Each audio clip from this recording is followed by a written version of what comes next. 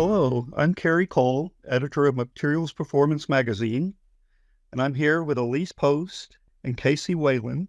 They're both with CSNRI Composites, which was recently acquired by Loctite. Thank you so much for being with me. Thanks for having us. All right, can you both start out just giving me a brief bit of background on yourselves and where you studied and what you've done in your career at this point? Yeah, I'll go ahead and start. So my name's Aleese Post. I have a degree in chemical engineering from The Ohio State University. After Ohio State, I went to work for Schlumberger, and I worked with electronic submersible pumps. So I worked on rigs and installed them. I did that for a few years before switching gears, still staying in oil and gas, and moving to pipelines and working for Enterprise Products Pipelines.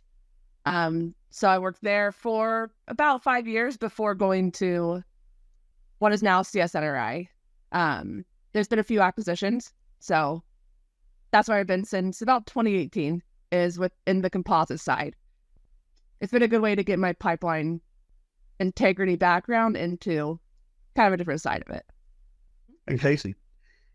I'm Casey Whalen. I'm the engineering manager for CSNRI. I've been doing composite repairs in the industry since 2012, so 12 and a half years or so now. Haven't jumped around too much, but I primarily do a lot of the design methodology work on the pipeline side. So looking into crack repairs and crack-like features and working on pushing our capabilities in the world of composite repairs. Very good. Thank you. And the paper we're discussing, which was an AMP conference paper, is called The Use of Composites in Facility Integrity Programs. Can you tell me a little bit about why you decided on that topic to write a paper on? Yes, so when working in the pipeline industry for the pipeline integrity program, for Enterprise Products, I worked in compliance and I did a lot of TVC analysis. And with composite repairs, pipelines in general are focused on a lot, but the facility integrity hasn't been as much. My husband happens to also work in the industry and did a lot of facility work. So he and I have a lot of discussions about different defects in the facility part of the pipeline. And there's been a bit more focus on facilities. And so while looking at all of our opportunities to write a paper, I thought this was a good subject because it hasn't been focused on, but there's a lot that composites can offer for the integrity of different pipeline facilities. I see. Thank you. And Casey, is there anything you would like to add? No, Aleese was the main driver for this paper, and I'm just here to support her and help her out with any of the technical things that I myself am an expert in. Good, I understand. Thank you. And a couple of kind of basic questions to start out. What is meant by a pipeline facility? So the actual definition of pipeline facilities can vary. A lot of people consider it what's inside the fence line when you're going through a pipeline. So you have your main transmission part of a pipeline or gathering, and then you hit your facilities. It could be heading into like a refinery. A lot of times it could be a valve station. So it's essentially the area from where a transmission valve stops and you're hitting pipeline in what's technically called a facility. I know it's not the best way to say it, but that's kind of where it comes to. So facilities are going to have smaller pipes, a lot of times, lower pressures, and just different things than the actual transmission pipeline has. Okay. And then when you refer to composites in the paper, what is meant there? For composites, that is a composite repair. So it could be a wet layup system with something like carbon fiber and epoxy, or fiberglass and polyurethane, or it can be a rigid coil system, which is a pre-cured system that we can also use for piping repairs. Okay, thank you. And then can you provide some examples of specific defects in pipeline facilities that can be effectively repaired using these composites? Yes, so facilities do have a lot of similar defects to actual pipelines, but some that are more unique to your facilities are crevice corrosions, because a lot of facility piping can be sitting on something. You also come across some different points of bending within facilities.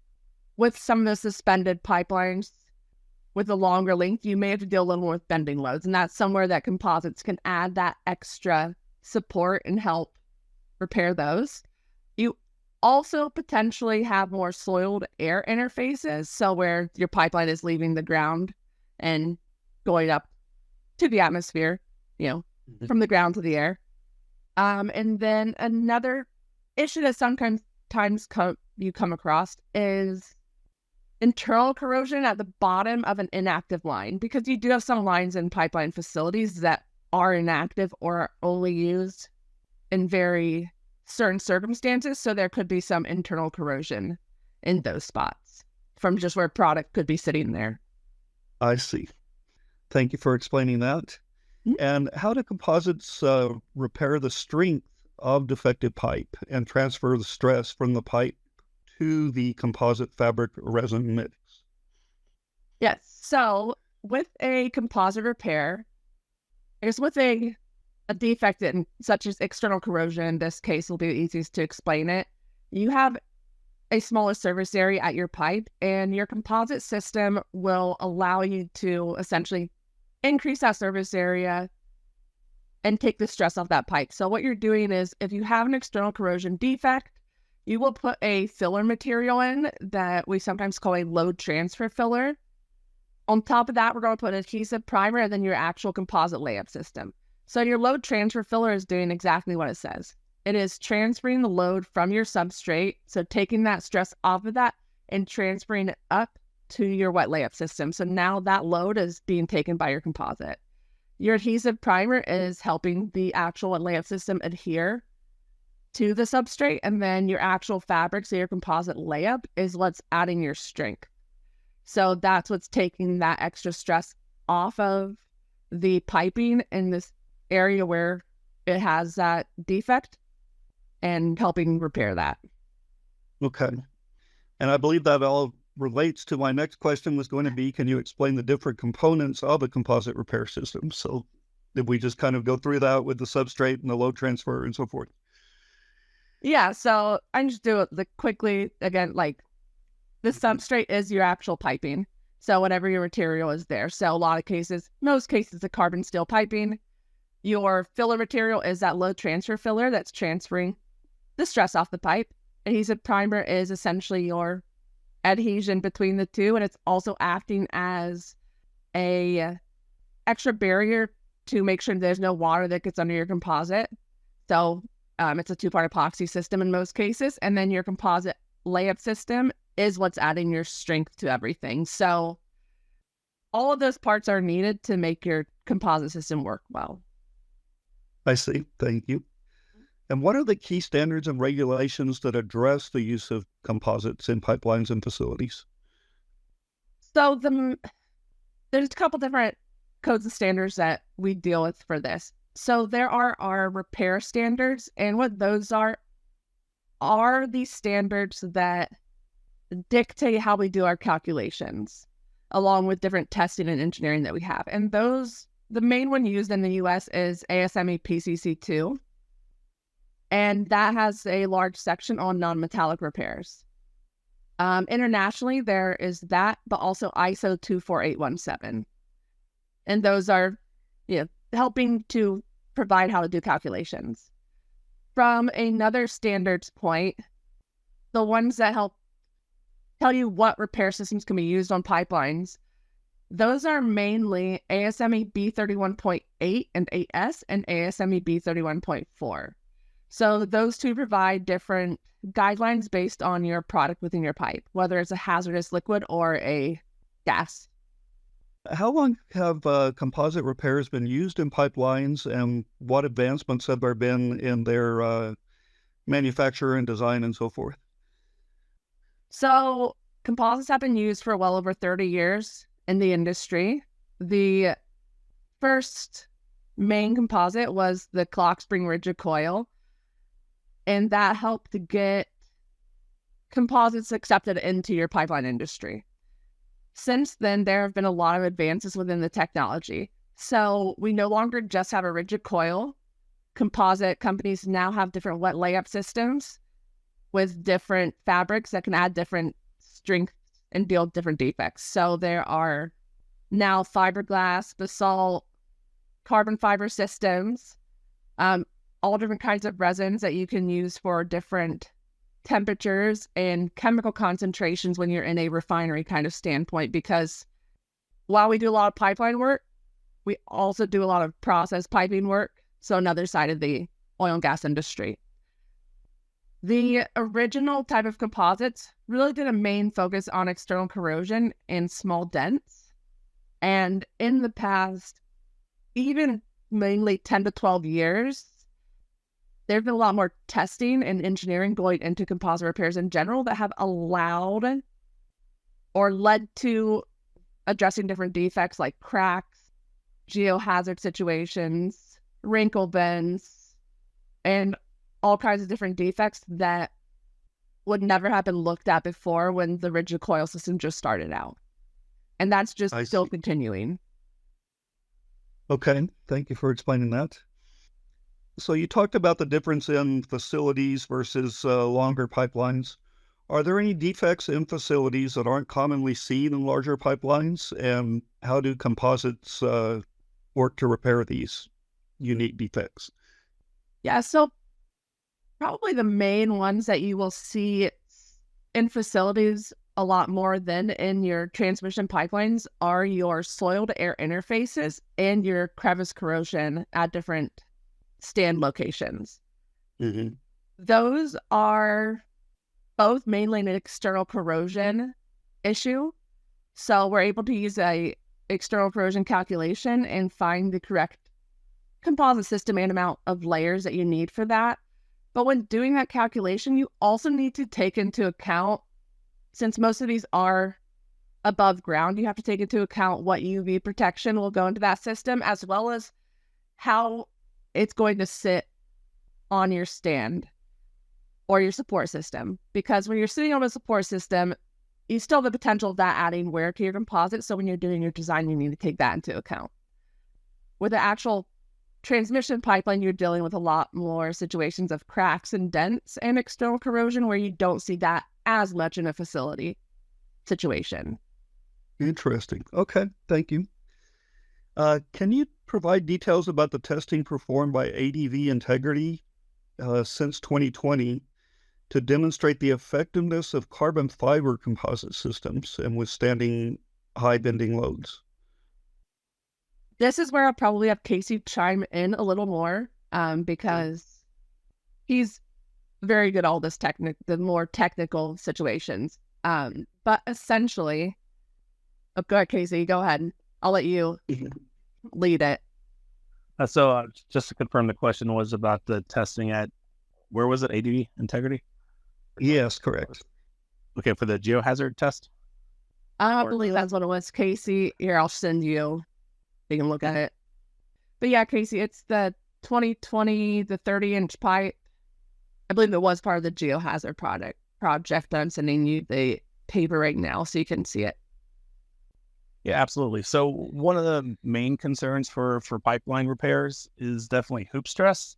And most of the composites out there kind of focus on reinforcing hoop stress type defects. But there are definitely situations where we end up with axial loading, such as high bending loads, geohazard type events causing axial stresses and bending. So one thing we've been doing recently, working with ADV Integrity for the testing, is developing a different system that uses the same carbon fiber, but focuses on axial reinforcement. So the test that we discussed here, we are looking at extreme examples of corrosion or cracks in the girth weld, and then applying external bending or even loading or axial loading more recently to see what the effects are. And it's gone to show that composites can be very good at reinforcing axially as well as just in the hoop stress. So exploring these different types of defects and opportunities and partnering up and doing testing on full-scale samples is really allowing us to take composite repairs and applying it to a more general category of defects instead of focusing just on more traditional repairs like corrosion. And what were the results of the full-scale testing conducted on samples reinforced with those carbon fiber epoxy systems and unreinforced samples? So for many of the samples, all the samples we've tested recently in bending, the composite repair takes the strain and stress essentially away from the girth weld, and the failure point ends up being the pristine pipe body, typically outside of the composite, as that is the center point for these tests. So we're able to take, high amounts of bending load, bending energy, and take it away from the girth weld, especially like a vintage girth weld that has a chance to break with lower strain percentage. So taking away all that stress away from the girth weld is allowing the failures to occur in just a buckle type failure instead of a release or a rupture in the girth weld. That really will only happen if loading is significantly high. Whereas if you have the same type of sample without a composite reinforcement, you end up getting a fairly early strain-based failure in the girth weld, which of course was going to lead to a release of the product inside the pipe. So instead of having a relatively early failure in a buckle, we're able to hold much higher loads under pressure and cause a buckle instead of a release type failure if external loading conditions get that extreme. Okay, thank you for that answer. How can composites be used to mitigate corrosion in pipeline facilities, particularly at soil-to-air interfaces and pipe supports? I'll go ahead and take this one. So at both these locations, since they are the external corrosion type of defect, we're able to stop your corrosion growth, but with our low transfer filler and whole system, and then take that stress off that pipe and add that strength. So your pipe is no longer weak in that spot as it was before. For both of these, we're also adding a barrier between the crevice or the support system or the soil, which will help ensure that your pipeline is no longer being degraded by those issues. So with the composite in the place where you have your pipe support, you're no longer going to have to worry about essentially, for example, the corrosive materials or the water, as an example, sitting in that crevice and causing it to eat away at your pipeline. So because your composite system is not a metal that corrodes away, you don't have to worry about that corrosion happening anymore. So you're both adding the strength back to the pipe, stopping the corrosion growth, and then ensuring that no more corrosion growth will happen at that specific location. And that is for both soil-to-air interfaces and crevice corrosion. I see. Okay, thank you. And then can you discuss the benefits of using these composites for repairing and mitigating defects in facilities and how they compare to other repair methods in terms of cost, durability, and downtime? So your composite repair system is a pretty quick and easy install for most cases. It can be done in a day. It cures relatively quickly, so your downtime could be a lot less than other situations. When you are in facilities, you're not have to worry as much about digging as you will with a transmission pipeline. But one thing you do still have to worry about, just an example between composites and things like steel sleeves, is welding and shutting down your actual piping. So with a composite repair, you can repair while your pipe still has product in it. But if you're doing something like welding, you're going to have to make sure in most cases, that there is no product in that pipeline, just from a safety standpoint. As far as cost-wise goes between the different repair systems, I don't have the best answer for that. It definitely varies. I don't know if Casey has any input in that situation. Yeah, a lot of the benefits of a composite repair, Lisa mentioned, you're reducing any hot work activities. You're not needing welders to bring out any of their equipment, the materials. Composites can be installed by, you do need certified installers. With the composites, yeah, you do need certified installers to install it, but you don't need any heavy equipment or machinery, and you can get in and out of the ditch or the site relatively quick and easily with the composite repair. So the materials may not be the cost-saving point, but it's all the work that goes around doing the repair itself that really provides a great value when using composites. Good point. So it's more about time and durability and that type of thing. Just a question in general. Who was your sort of intended audience for your paper, and what did you want people to take away from it? Our intended audience was the pipeline companies. So with a bigger focus being put onto facilities in general in the last 5 to 10 years, and more facility integrity programs coming up at different companies, we really wanted to show these pipeline companies that there are opportunities outside of what they may consider a previously traditional repair. So show that there are alternate technologies such as composite repairs that can really be a benefit in your facility integrity program. Got it. Thank you. And was it a well-received paper? Did you get good questions and feedback? Casey will have to answer that, because when we actually gave the presentation, I was having a baby. So I understand. I was literally in the hospital having a baby. So Casey he was stuck giving the presentation. So Casey. Yeah, the presentation was very well attended. I want to say we had maybe 40 or 50 so people in the audience. I'd say a good amount of them had never considered using composite repairs in those exact types of environments. So it definitely opened up, their thoughts, and there were plenty of good discussions and conversations that occurred afterwards.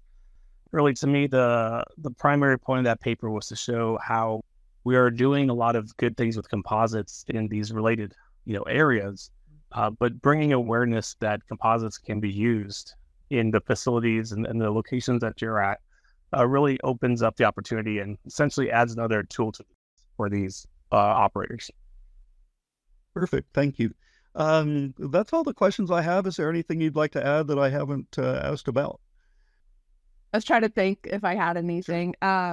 Maybe just in general with composite repairs, that it is something that should be considered by a lot of different companies within the industry. And just knowing that composite companies in general are involved in a lot of codes and standards. So a lot of us are really learning or know more than just what we deal with in the composite industry. Personally, I sit on ASME B31.4, B31.8, CSA Z6X2, and ASME PCC2 as a guest on that specific one. So codes and standards are really being updated on a pretty quick basis to help push the industry or give the industry more alternative technologies.